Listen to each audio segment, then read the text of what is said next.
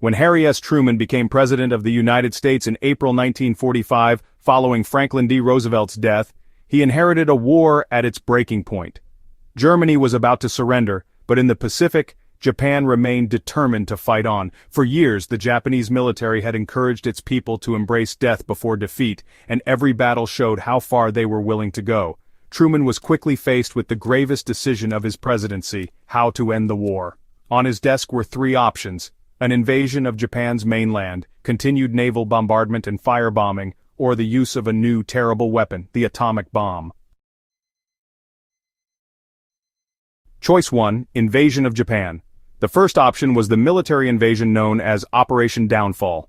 It would begin with Operation Olympic, the invasion of Kyushu, and later Operation Coronet, a larger assault on Honshu, the island home to Tokyo.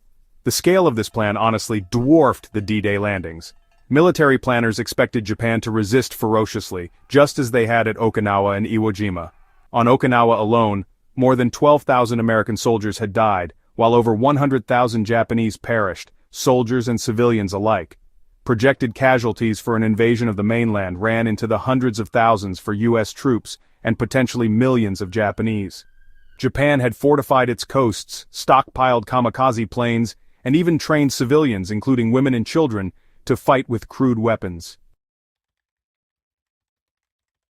Truman knew that invasion would mean a long and brutal conflict, stretching well into 1946, at a staggering human cost. Choice 2: Naval Bombardment and Blockade. The second option was to avoid invasion and instead tighten the stranglehold around Japan through naval bombardment, blockades, and continued air raids.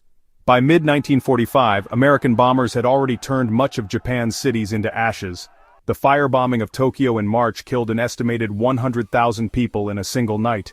U.S. submarines and warships had cut off vital supplies, leaving the Japanese population hungry and desperate. Some of Truman's advisors believed that simply maintaining and intensifying this strategy would eventually force Japan to surrender.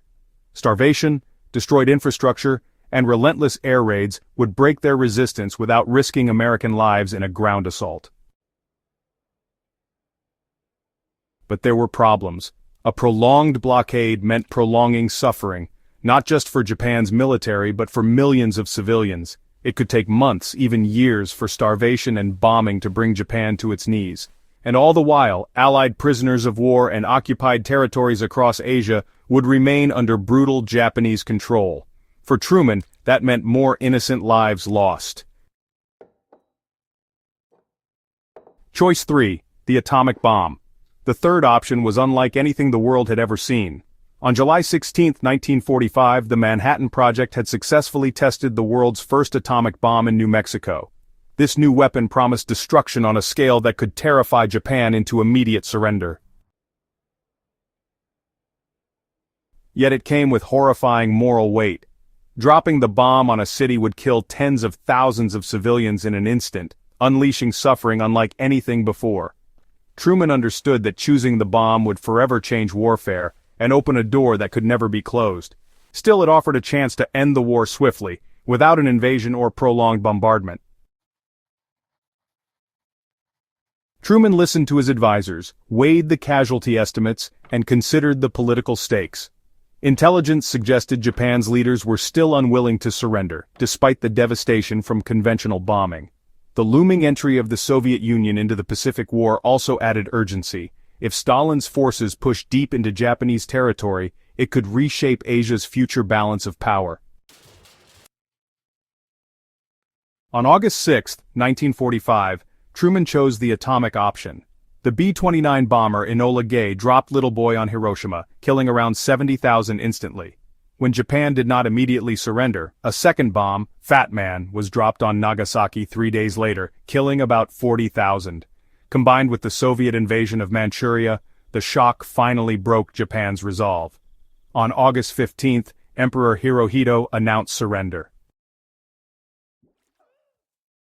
Truman later defended his choice as the only way to end the war quickly and save lives that would have been lost in an invasion or prolonged blockade.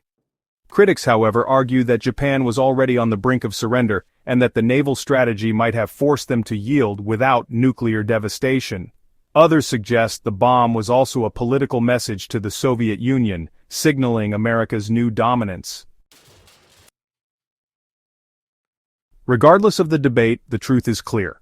Truman faced three choices, none of them good.